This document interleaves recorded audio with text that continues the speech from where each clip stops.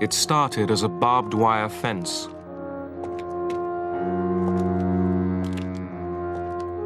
Dividing a city.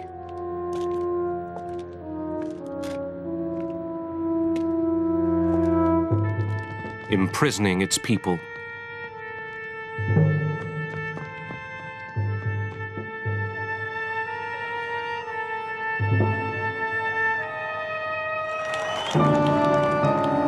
The very image of the Cold War, the Berlin Wall.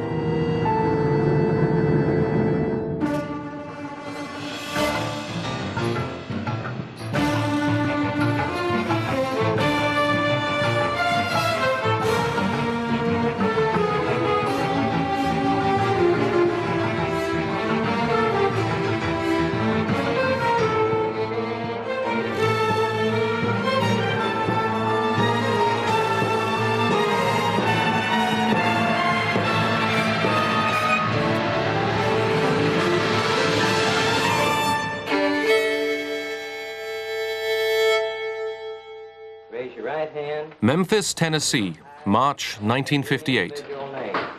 I. Do solemnly swear. Do solemnly swear.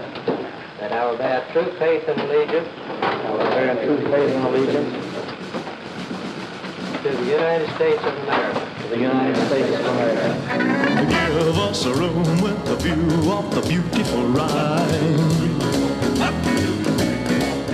Elvis Presley hits West Germany. The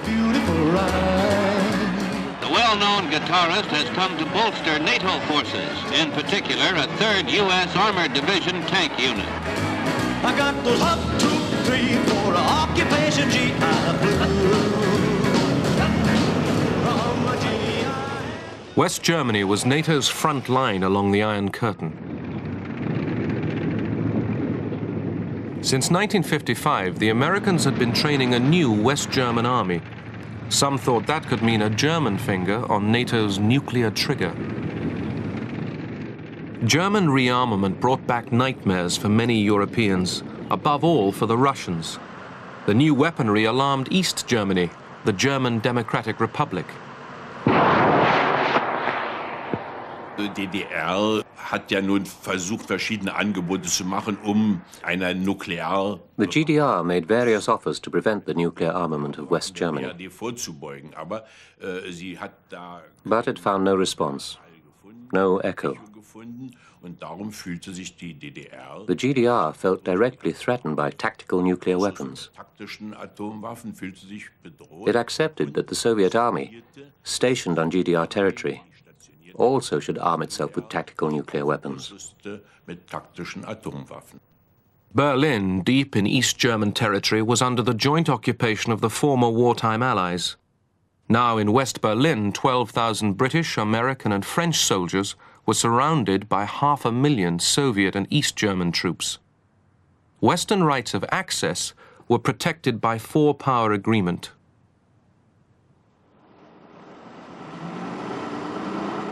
Each day, thousands moved freely between the Soviet and Western sectors. Berlin's open border gave East Germans access to the glittering West, which Soviet and East German leaders wanted to end. West-Berlin immer gefährlicher wurde für die Existenz der DDR und damit auch für die Existenz des Sozialismus. Und daraus West Berlin was becoming increasingly dangerous to the existence of the GDR and the existence of socialism. Khrushchev proposed to create a free city of Berlin with special rights of its own, with its own foreign policy, its own police, and its own symbolic foreign forces. Khrushchev thought that some pressures should be put on the Americans, and the obvious place was West Berlin. So that this was a sort of shock therapy on the part of Khrushchev, I would say. In November 1958, the West rejected Khrushchev's Berlin proposals. Khrushchev now offered East German leader Walter Ulbricht a peace treaty. It threatened Western rights in Berlin. He said that unless agreement were reached, that Berlin would be turned over to the East Germans within 6 months. We regarded that as an ultimatum. Eisenhower felt that the Soviets were doing something that was not really in their interest. His view was that if there were to be actual conflict between the United States and the Soviet Union, it would move quickly to large-scale, all-out conflict where everything would be drawn into it, and that was the danger, that was the risk. A new red threat to West Berlin. Khrushchev's demand that the United States, France, and Britain agree to end the four-power pact governing West Berlin, turning it over to Red East Germany, hints a new and major crisis. The Western powers reacted strongly, affirming their determination to keep the city free. It's an outpost. American Secretary of State John Foster Dulles, seeking common ground for a bargain over Berlin, consulted America's allies. But talks between the West and the Soviet Union led nowhere. The attempt to find a compromise with the Soviets was where we began to get into serious trouble, because any concessions that you made to the Soviets from the Western side would be an erosion of the Western position there. And the Soviets themselves were committed to a situation in Berlin that the Allies could not tolerate. So you were already, there was no possible outcome, a negotiated outcome that was possible. But the talks persuaded Khrushchev to shelve his Berlin ultimatum and head west. He chose the world's largest aircraft for the journey, Soviet-built. In September 1959, Nikita Sergeyevich Khrushchev became the first Soviet leader to visit America. Khrushchev got what he wanted, which was a visit to the United States and treatment as an equal, and an exchange with Eisenhower, which gave him, I think, a fair idea that probably if he continued without too much provocative actions on the ground, he could get more and more out of the Western side. In talks with Eisenhower, a new spirit of cooperation eased the crisis. But Khrushchev's hopes for a Cold War truce only lasted 6 months.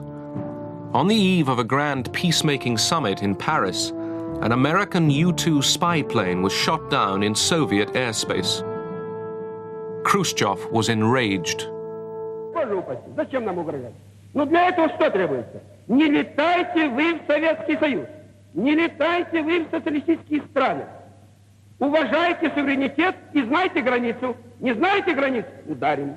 Ударим, обучим уму-разуму. The summit collapsed before it had even begun.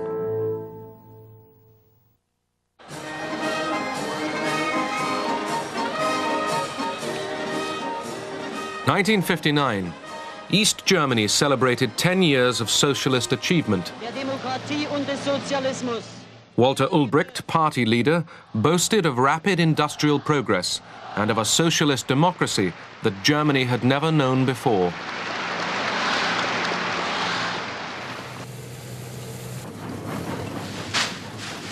Official films portrayed a paradise for workers and peasants. The reality was shortages and chaos. Private farms were forcibly collectivized, and the state's resources poured into heavy industry at the expense of consumer goods. Obediently, East Germany copied the Soviet model, down to thought control of its people. Und so turnten dann 400 Einwohner Leipzigs gemeinsam mit Walter Ulbricht. East Germany, its leaders claimed, was succeeding through sheer willpower.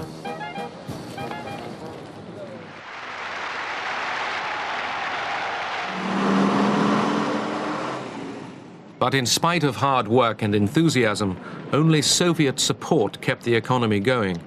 East Germany could not compete with the swelling prosperity of the West. The people in the East looked toward the West with what I might say longing. They would have liked to have the same comforts, the same goods, the same chances. And they saw in what was called socialism at the time a system that demanded of them sacrifices with nothing but promises for the future. And as long as the borders were open, it was relatively easy to get there. All you had to do is board a subway, and you were in another world. And it was really a crazy system. Imagine you go from socialism, in quotation marks, to capitalism in 2 minutes. Every month, thousands of East Germans fled across the open Berlin border and took refuge in the West. Most refugees were young and skilled. Their departure was bleeding the East German economy to death. Foreman in a plant in the East wouldn't know how many workers he still would have the next day because part of his working force had left him, had left the East, had left the system in order to go over there. And of course, in West Germany, they made every effort that people who came from the East would get jobs and would get comfortable existence. As his people drained away, Ulbricht became anxious. He urged Khrushchev to recognize East Germany as a sovereign state with control over its own borders. Khrushchev, outwardly sympathetic, played for time.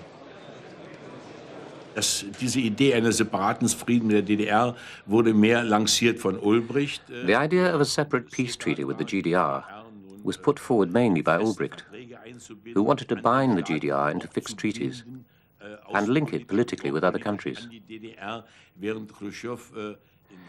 But Khrushchev argued that a separate peace treaty would intensify the Cold War. Den Kalten Krieg nicht entschärft, sondern im Gegenteil verschärft. Ulbricht argued that there could be no lasting peace in Europe until both German states, East and West, were recognized. But Moscow was in no hurry. The German question must wait until after the American presidential election.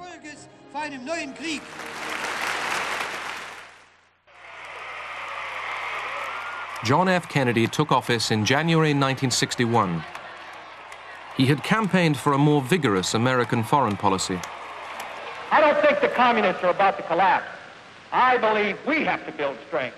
We have to stand for freedom. We have to demonstrate some vigor in our foreign policy. Kennedy agreed to meet Khrushchev at Vienna in June 1961. The president arrived bruised. His invasion of Castro's Cuba at the Bay of Pigs 6 weeks before had failed. Khrushchev concluded that Kennedy was weak. He had decided to bully the new president. He felt that this young new president, unexperienced, specifically after he has a fiasco at Bay of Pigs, and came rather with not very strong position. He said, look here, already so many years passed, Western countries do nothing about Germany and the peace treaty and about specifically West Berlin. So I am going to press this issue very strongly with the meeting with the new president. What Khrushchev kept saying was that we surround all those troops you have in West Berlin, and we could take West Berlin anytime we want to. And Kennedy's reply to him was, well, that's as may be, but we fought the Second World War, and they're there because of the Second World War by right. He became very emotional, very angry. This young fellow doesn't want to discuss with me the issue which is very important. And this make it very angry, and really it influenced his attitude. So it's he has a mixed feeling about. From one thing, he accepted he is tough, but from the other, he said that he is not wise enough. Doesn't understand quite well the foreign policy. The meeting was unproductive, and the longer it went on, the more that became apparent. It was difficult. It was disappointing. It left us with a Berlin crisis that was still active and on which no progress had been made. At the summer White House in Hyannisport, Massachusetts, Defense Secretary McNamara and Secretary of State Dean Rusk confer with President Kennedy on the increasingly ominous words and actions from Moscow. Premier Khrushchev's increase in arms... Khrushchev had renewed his ultimatum and increased the Soviet arms budget. Kennedy asked his advisers to list America's military options. It was conceivable there would only be two alternatives: surrender or use of nuclear force, which might well have brought destruction of both East and West. So the president was very anxious to find a middle course. In July, Kennedy asked Congress for extra defense funds and called reservists to arms. The source of world trouble and tension is Moscow, not Berlin. And if war begins, it will have begun in Moscow and not Berlin. For the choice of peace or war is largely theirs, not ours. Of all the presidents in this Cold War period, I think the nuclear issue bore hardest on Kennedy.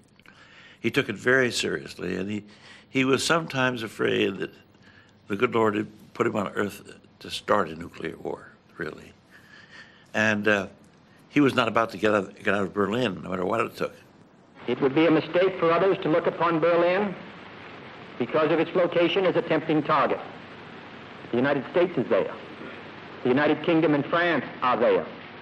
The pledge of NATO is there. And the people of Berlin are there. It is as secure in that sense as the rest of us, for we cannot separate its safety from our own. So he made very clear that he is going to defend status of West Berlin and the presence of their troops there. But when he mentioned this one, we noticed one thing, that in his speech he mentioned that the line between West and East Berlin are a line of freedom. And he didn't say anything about the freedom of the movement across this line, East Berlin and West Berlin. It is a fact that we were not going to fight about what the Soviets did on their side of Berlin, and that it is quite likely that Khrushchev was helped to understand that American position by the July speech.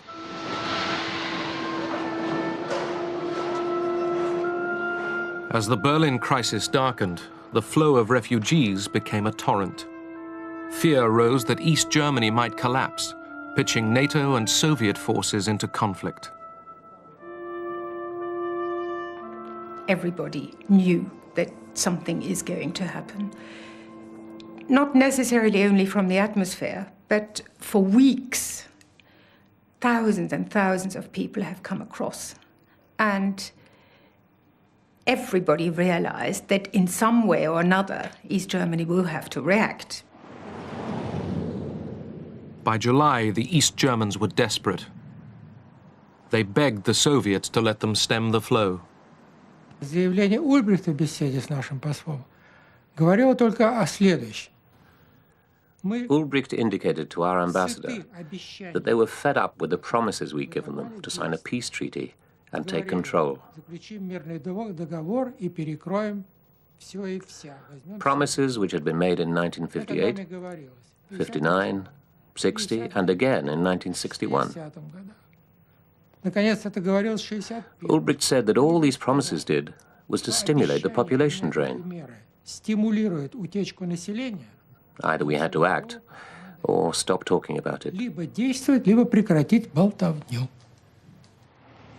East German border controls were intensified. Undetected by Western intelligence, Khrushchev and Ulbricht were planning harsher measures.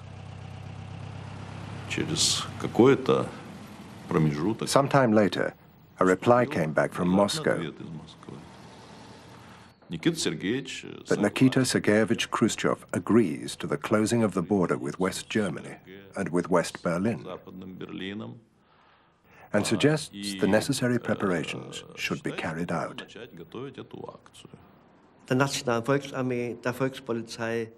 National People's Army, the People's Police, the Customs State Security, the Transport Authority were all brought together in the Berlin area. They were put under strict observation, and they were not allowed to telephone their families. They didn't even have a telephone. For 4 to 6 weeks, they worked in total isolation on the preparations. On August the 12th, Soviet and East German forces were mobilized. At 23 hours, we were given our orders and told that at 24 hours, the border with West Berlin would be closed by military force. All the soldiers were fully armed. The People's Militia had automatic pistols and machine guns, any weapons they could get hold of. By early morning, East German troops were ready, lined up in battle order along the sector border. It was Berlin's last hour as one city. On the morning of Sunday, August 13th, Berliners woke to find a divided city. Teams of workers under armed guard started erecting a barbed wire barrier through the center. Khrushchev, preparing to this event, would have done everything to minimize, or rather to prevent, any military conflict between us and the United States and Western countries. Specifically, Ulbricht was told by Khrushchev 2 days before this was happening that he, Ulbricht, could build this wall, but he should not infringe even an inch of American and Western rights. So we expect very strong reaction, but we didn't expect any military clash between us.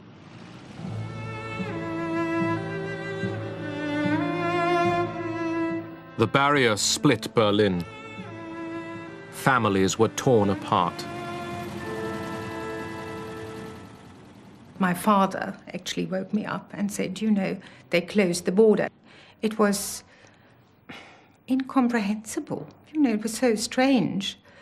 And then my mother came in crying, and my elder sister, and we were thinking, you know, how do we get my sister back? My sister that summer had stayed with my aunt just outside of East Berlin. So we all took the S-Bahn, and it was an absolute chaos. It was terrible. People crying, shouting. Some were frightened, some were angry. And I just remember I was so frightened. I thought, we never see my sister. She's lost, so to speak.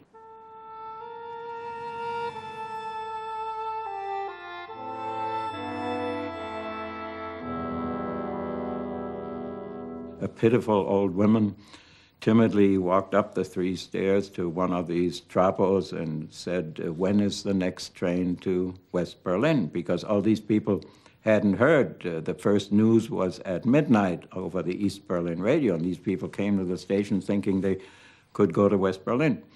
And I'll never forget the sneering tone in which this trapo said to her, none of that anymore, Grandma, you're all sitting in a mousetrap now.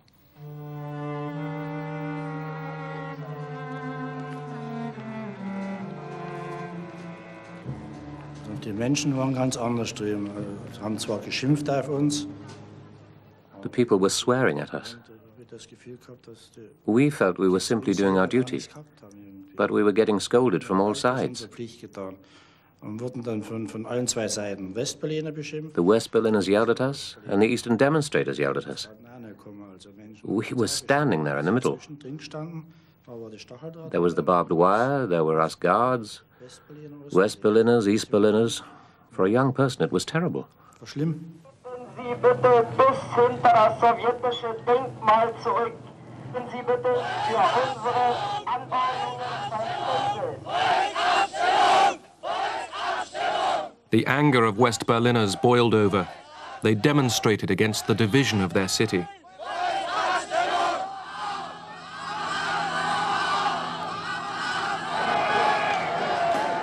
They could not believe that the Western Allies would allow the barriers to remain. The demonstrations continued, but the West offered little protest. Mayor Willy Brandt tried to calm the crowds. He feared bloodshed if they attacked the barriers. The Allies were unsure how to react. Western rights had not been challenged. Erstmal waren wir wütend. Dann waren wir enttäuscht. We were outraged.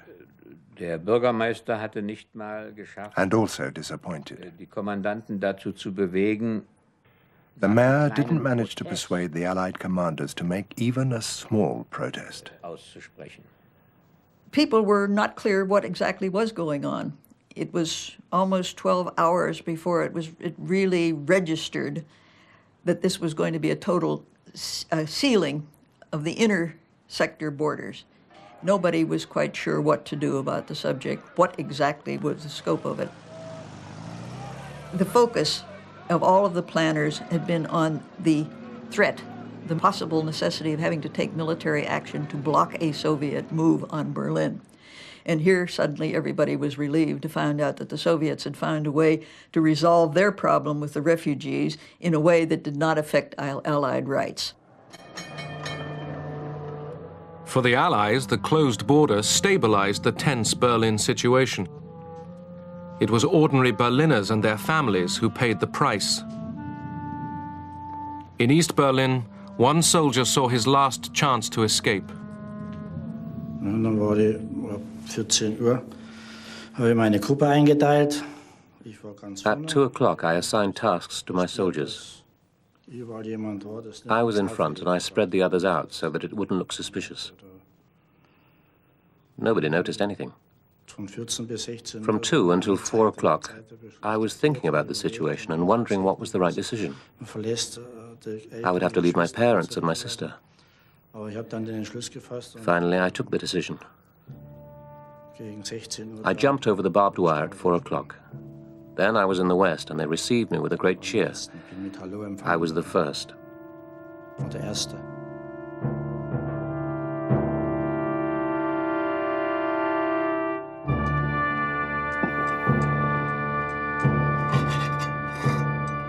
3 days later, concrete blocks began to replace the barbed wire.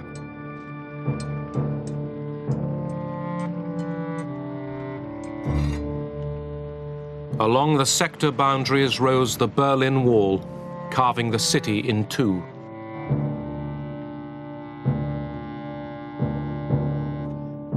In West Berlin, morale was low. Confidence in Allied protection crumbled. Mayor Willy Brandt sent an angry letter to President Kennedy demanding action. Die Idee war eben, nachdem auch in Washington nichts passierte, die ganze The idea was, since there had been no reaction in Washington, den Präsidenten darauf aufmerksam zu machen, we had to make it dass clear hier to the president psychologisch ein Einbruch that there might be a breakdown in morale, a loss of trust, Einbruch, und dass hier something more than etwas just a protest had to be notwendig ist, was done. man mehr als Protest machen müsste. I think it's probably putting it mildly to say he was furious. Kennedy felt that he had shown that he was prepared to go to the brink of war, maybe even over the brink of war to defend Berlin, and here he was being criticized for doing nothing by a, as somebody put it, a mere mayor. But Kennedy realized that a gesture was needed, a sign that America still meant to defend West Berlin. He ordered a show of force. An American troop convoy was sent to Berlin up the Autobahn across East Germany. The plan was to test East German reaction and to reaffirm Allied access rights to Berlin.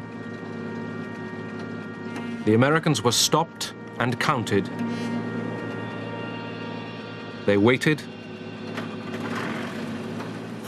and were let through.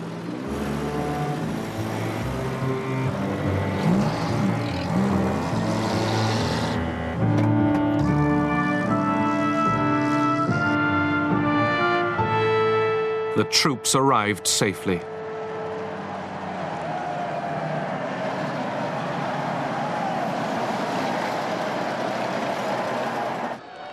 America's Vice President Lyndon Johnson flew to the city as Kennedy's personal representative. He was accompanied by General Lucius Clay, hero of the Berlin airlift. Johnson brought a message from President Kennedy. He wants you to know that the pledge he has given to the freedom of West Berlin and to the rights of Western access to Berlin is firm.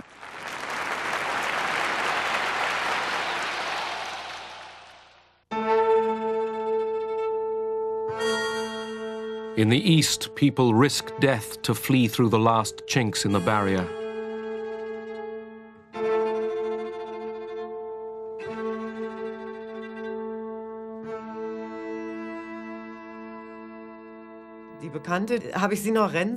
All of a sudden, I saw my friend running, and I said to myself, "Oh my God, you're not going to make it." And I couldn't run. I turned into a pillar of salt. And an elderly woman said to me, "Go girl, run too. You're still young, run." So I just started running. My friend had hurt her face, but I'd only ripped my sweater. Apart from that, I wasn't hurt. We were incredibly happy. We laughed and cried. We'd just made it. Many more made an impulsive dive for freedom. Und eines Tages kam nicht nach Hause. One day he didn't return home. I was waiting and waiting. He didn't come during the night or the next day, and I thought, what has happened? And then my brother-in-law came. Don't you know, he said, he's in the West. My whole world collapsed. I had to collect his things from work. It was like collecting the belongings of a dead person. Later, Heinz Carstens helped his wife to escape.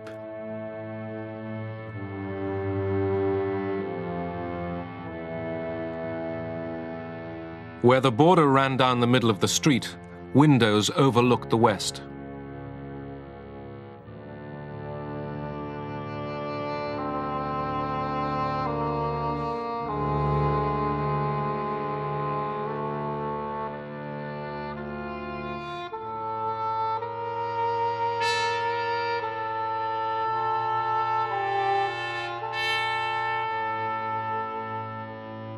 Helping people escape became a routine assignment for West Berlin's fire brigade.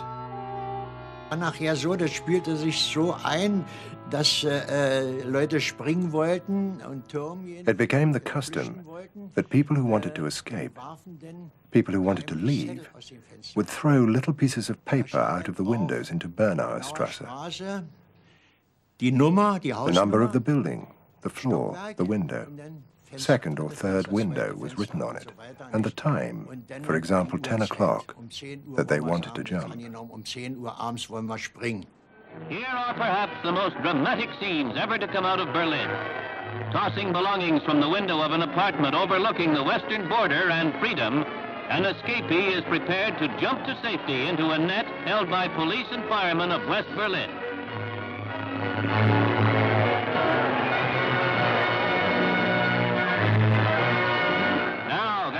A rescue episode that is even more extraordinary. An attempt is being made by sympathetic Germans to assure the escape of a brave woman. While communist police try to pull her back through the window, below there is freedom's grip, a blood-chilling sequence that the News of the Day camera follows to its dramatic conclusion.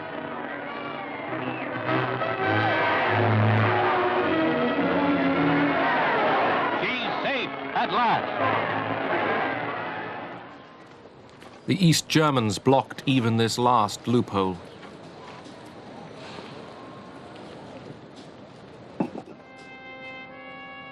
People swam lakes and canals, clung under trains, hid in cars, climbed barriers under fire. Hundreds failed. Many died.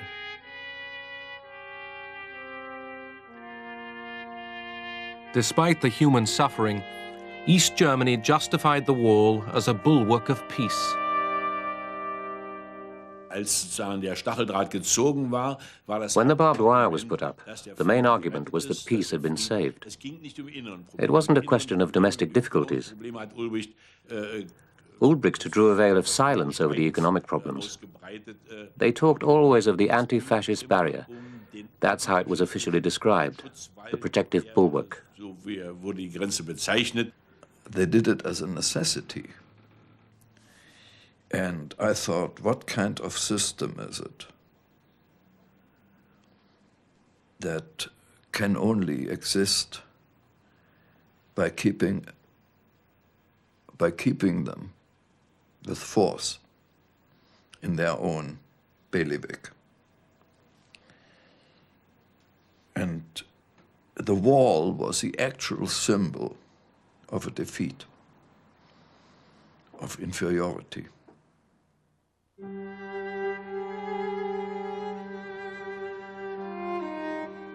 Escapes went on. Killings went on. Telephone lines were cut. Now the two cities could no longer talk.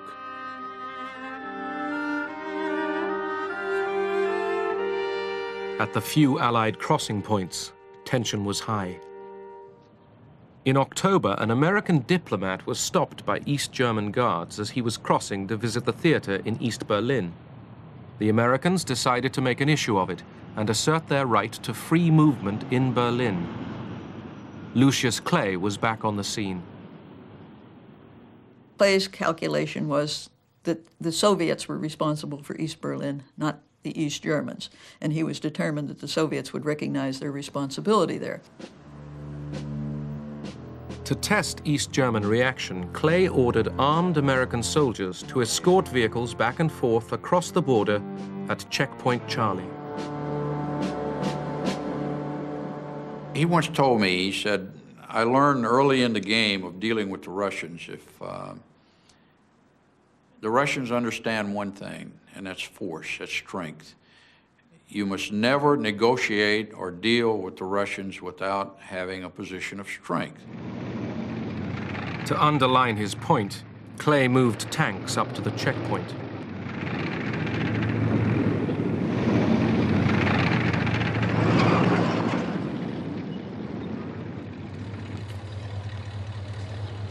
The Russians brought up their tanks and guns.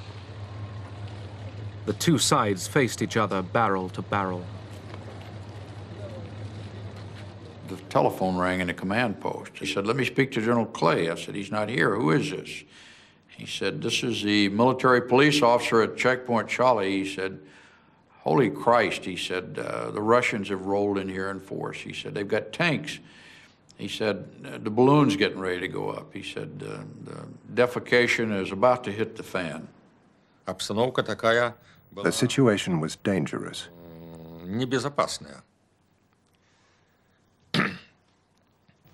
The tanks stood facing each other. Our tank crews were told to exercise restraint, to give no grounds for provocation.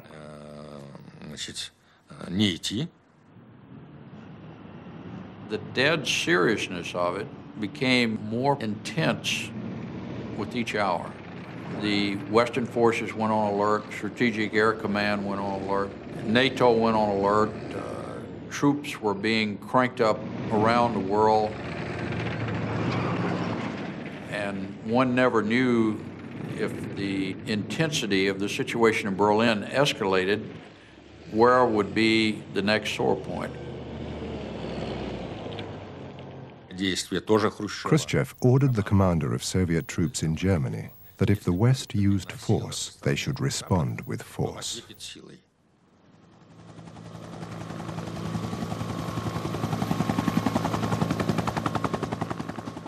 Я как раз сидел в генеральном штабе, когда проходил съезд. I had a phone by one ear receiving information from Soviet military headquarters in Germany. Информацию из группы войск Германии. The other phone was connected to the Kremlin. As soon as I got the information, I reported to the Kremlin what was happening at Friedrichstrasse. На КПП у Фридрихштрассе.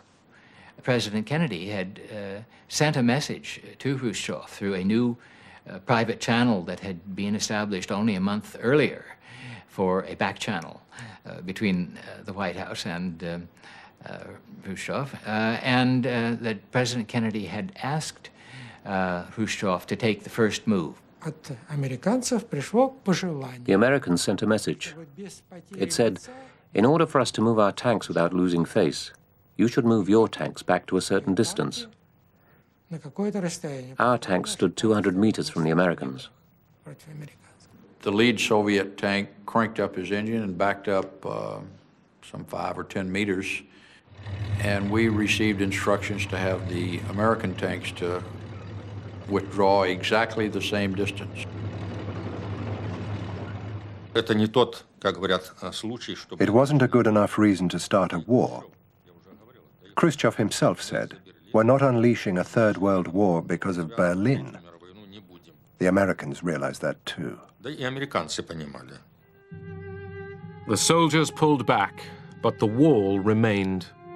The East Germans built it higher and backed it with fences, tripwires, and tank traps.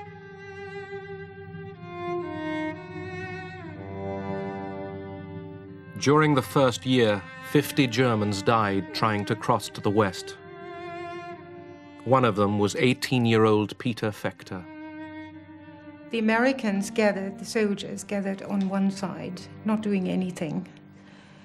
And on the other side, the GDR, the Vorpost, the police there, was standing on their side, not doing anything. And this young man was huddled. I remember he was lying like an S shape. And first he screamed, he cried, he shouted for help. And as the hours went on, his voice got weaker and weaker. It was so heart-rending that in the middle of nowhere was a human being dying, and two groups was facing each other, too worried to act because they didn't know what the other one was going to do. It was really horrible. You were just standing there and you thought, he's just dying and you can't do anything. I mean, I've never been in that situation before, neither after, where you actually see a person dying and you can't do anything.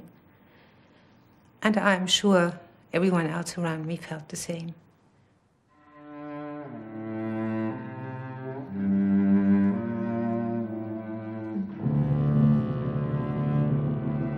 The wall was the supreme symbol of the Cold War's cruelty and Europe's division. Its message was a bitter one. Whatever happened beyond that line, the West might lament, but would not interfere. The wall was a way out, really, for Khrushchev. And although the Berlin affair continued to be discussed, it was no longer in a state of crisis as it had been before the wall.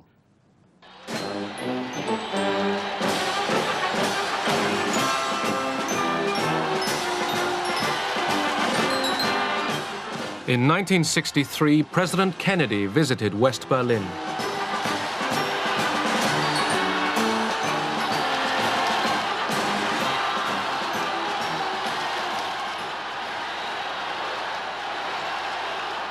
Freedom is indivisible. And when one man is enslaved, all are not free. When all are free, then we can look forward to that day when this city will be joined as one, and this country, and this great continent of Europe, in a peaceful and hopeful globe. When that day finally comes, as it will, the people of West Berlin can take sober satisfaction in the fact that they were in the front lines for almost 2 decades.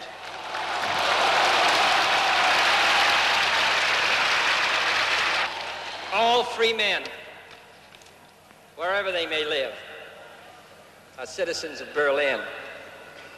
And therefore, as a free man, I take pride in the words, Ich bin ein Berliner.